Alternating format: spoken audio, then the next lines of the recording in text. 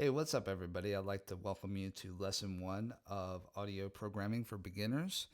This is a course that I'm starting out just to get started with building your own audio effects and digital instruments. Just a few things to go through before we get started.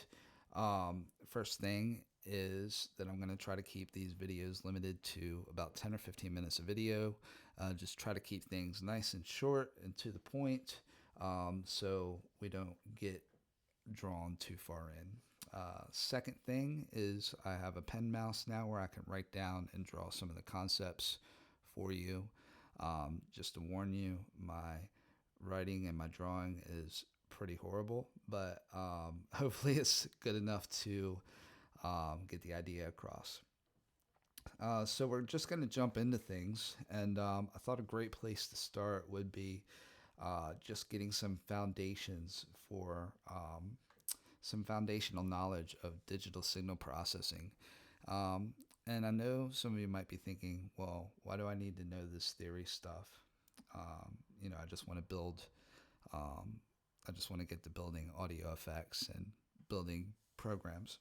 And the answer is, unless you know what some of these key concepts are and what they mean, then when you get around to trying to program this stuff, you won't know basically anything, and you won't have any idea what these different concepts and these different numbers mean, like sample rate, bit depth, Nyquist theory, so on and so forth.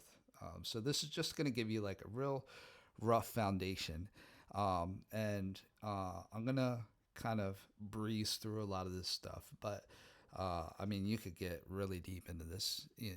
Some of these concepts I'm going to explain to you today. You could get really, really far into it.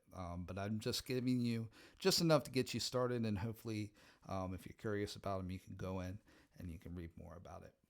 Okay. So this first thing that we're going to talk about is the concept of analog to digital conversion. Okay. And what does that mean? Okay. Well, analog to digital conversion is basically taking an analog source like my voice, okay, and how does it get converted from my voice going as vibrations through the air into the microphone? How does that get converted into numbers into that a computer can read, and then consequently back out through vibrations through a speaker and then into your eardrums? We're going to talk a little bit about that and some of the key concepts around that, such as sample rate and bit depth. Okay. So first thing that we need to know is, what is a sound? Okay. And as I said before, a sound is basically they're vibrational waves. Okay. If you look at this sampler that I have here in Ableton, this is a kick. This is a sample of a kick drum, okay? And a lot of people don't really think about this, but this this wave that you see here, that's kind of pretty much like a sine wave. This is actually like an instruction manual for how your speaker needs to move to actually recreate this sound. Okay, so this is exactly how the cone in your speaker needs to move back and forth to create this sound. Okay. So taking a step a little bit further back from that, well, how do we figure that out? Okay. How do we, when my voice goes into the computer, how is the computer able to come out with a wave that's kind of similar to the one that you see here? Okay. Well, it's through two numbers, really. One of them is called the sampling rate, and the other number is called bit depth. So if we go into the Ableton preferences, and I go into my audio section, and you see a section here that says sampling rate, and then you see a number here that says 44,100. And what does that mean? I'm going to explain that shortly. Then if we go into the section where you record, you see a number here that says bit depth, and it says 16. What does that 16 mean? Okay, so so I'm going to try to explain these concepts the best that I can and do it in a real quick kind of way.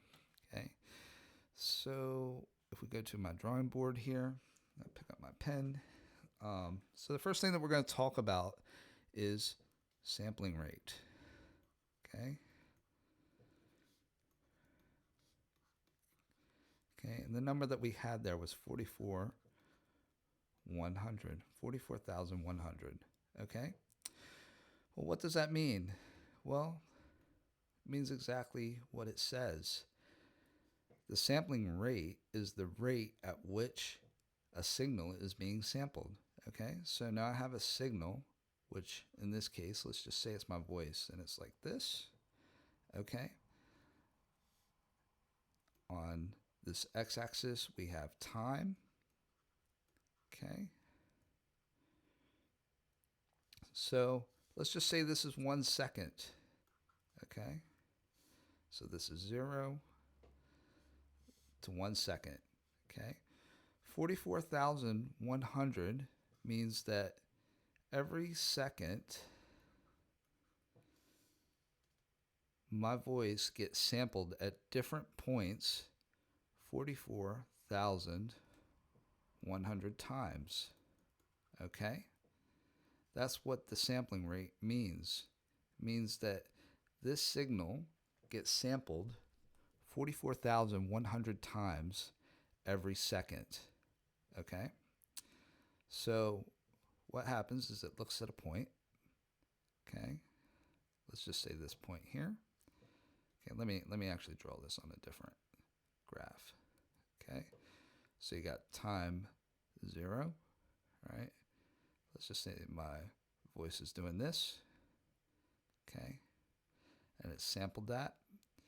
And then let's just say that my voice is doing this at 1/44/100th of a second later.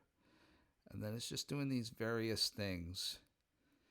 And let's just say we get to 1 second. Now I'm going to draw a sine wave, but my voice obviously isn't a sine wave.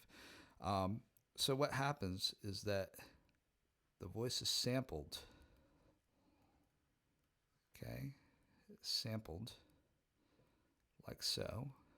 Okay, and then it's held. Okay, sample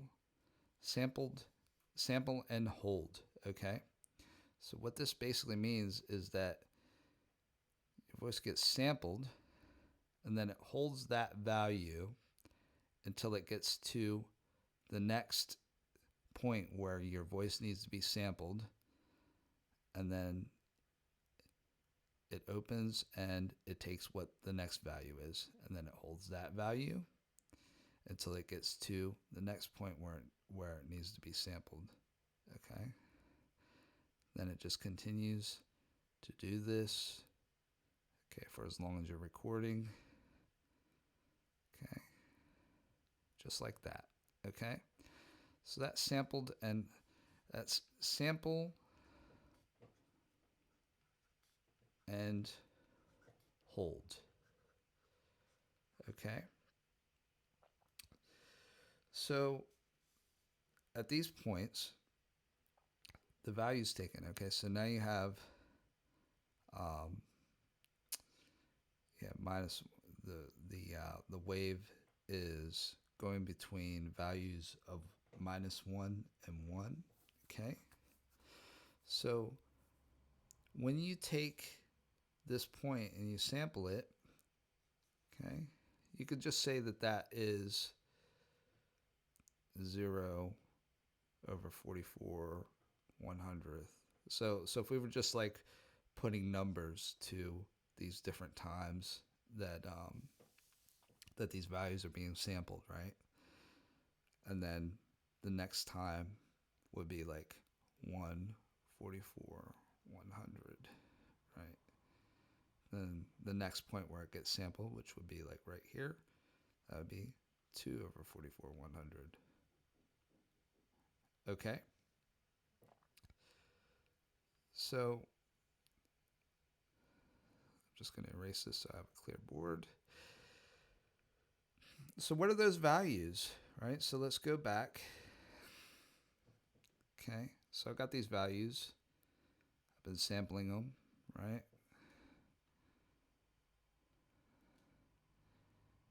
Once again, we're just going to say sample rate. Sample rate is the rate at which we are sampling 44,100 times a second. Okay? Now, we've talked about how many times that's happening per second, right? 44,100 times. But we haven't really talked about what are these values, okay? I've already told you that they're between 1 and -1, right? But what are these values? This is where we get into the next item of discussion that we're going to call bit depth.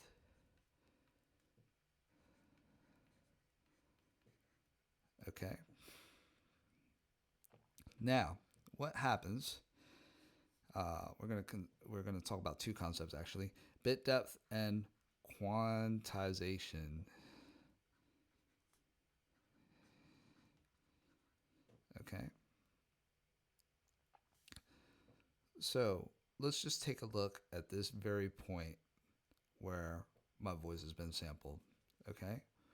What's the value of that particular place? It's something between 1 and -1. But what happens is that it goes through this process called quantization. Okay. And what that means is that we have a certain space of values that we call bit depth. Okay. And if we go back to Ableton, we can look at what our bit depth actually is if my mouse doesn't act funny. Okay. So if we go into preferences, bit depth is 16. Okay. So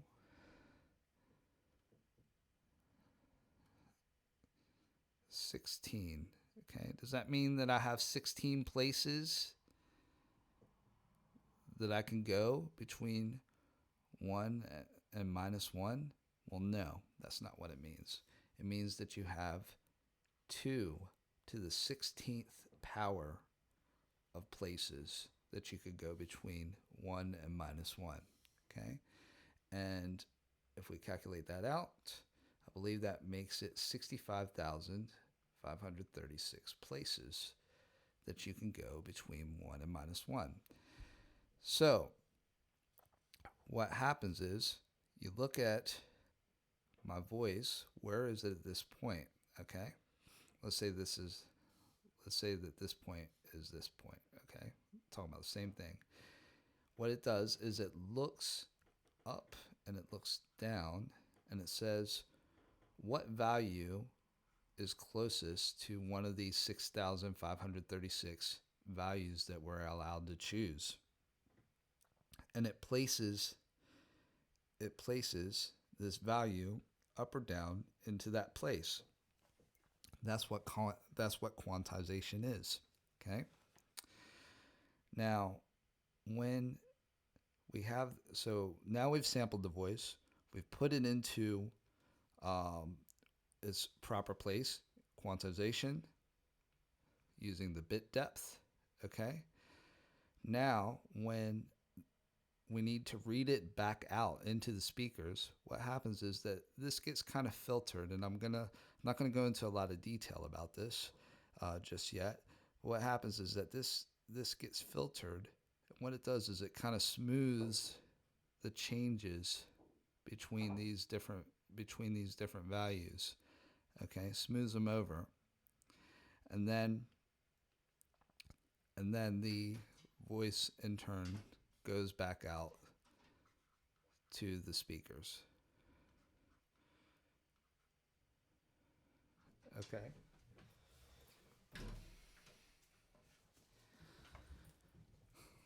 Okay, and that's how it gets converted back into an analog signal. Okay? So just to review, okay, so I'm just going to erase this. So we have sample rate,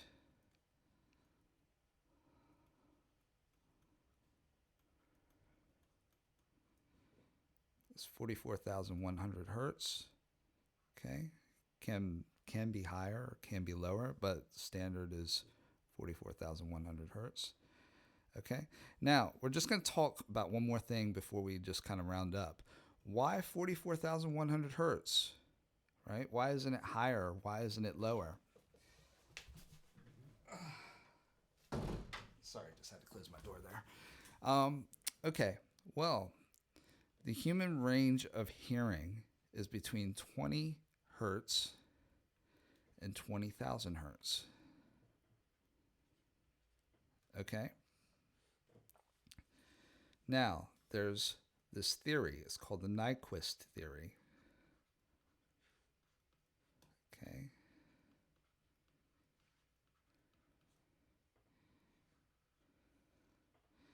And what the Nyquist theory says is that the maximum representable frequency is 1/2 of your sampling rate. Okay? So the maximum representable frequency is 1/2 of your sampling rate. Okay? So if we took 44,100 and divided it by 2, we will get 22,050 hertz. Okay? And if we look at the range of human hearing, 20 hertz to 20,000 hertz. Okay? So you can see how this number makes sense because it can basically fit our whole range of hearing into this sampling rate, okay, of 44,001 hertz, 44,100 hertz. Okay, so just going to do a quick review. Okay, so like I said before, sampling rate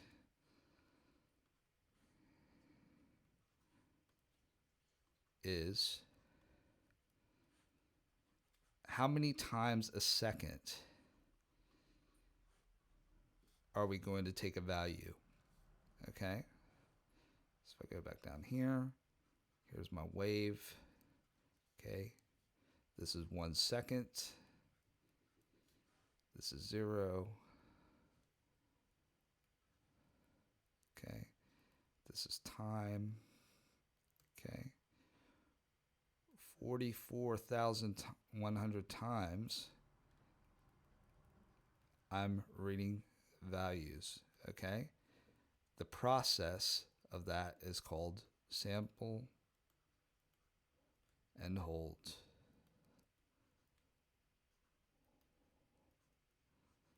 Okay,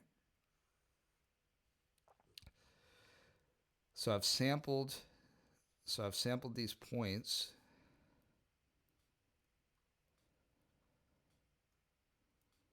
Okay, now I go and I look at my bit depth, right, which is, in this case, is 16, okay, which means 2 to the 16th power, which is 65,536 values, okay, that these points can be placed into, okay? And that process is called quantization. Sorry, I'm writing all over the place here. So that process is called quantization. When the value, when the signal is getting ready to be read out of the computer and processed back into an analog signal again, it gets smoothed out through a filtering process. Okay. and then it's read out through the speakers. Okay? So that is the process of converting an analog signal to a digital signal and then converting it back into an analog signal again. Okay? So that's it for this lesson. If you have any questions, please comment below and I'll do my best to answer them. If you like this lesson, be sure to thumbs up and subscribe if you haven't already subscribed. And for the next tutorial, we're going to go over aliasing. Okay, so we're going to talk about aliasing. Let me just erase this. Give you something to think about. So aliasing, right?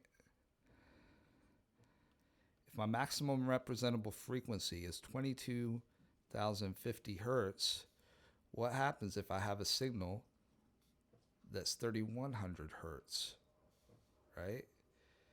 Wood is above the range of human hearing. Okay, range of human hearing is 20 hertz to 20,000 hertz. If I have a sound that's 31,000 hertz, that's above my Nyquist frequency, what will happen? Okay, will you hear it? It's just something to think about for next time. And then we're going to go a little bit more over the principles of things like sine waves and just some more basic digital signal processing principles. Okay, so I hope you enjoyed the video and I will see you next week.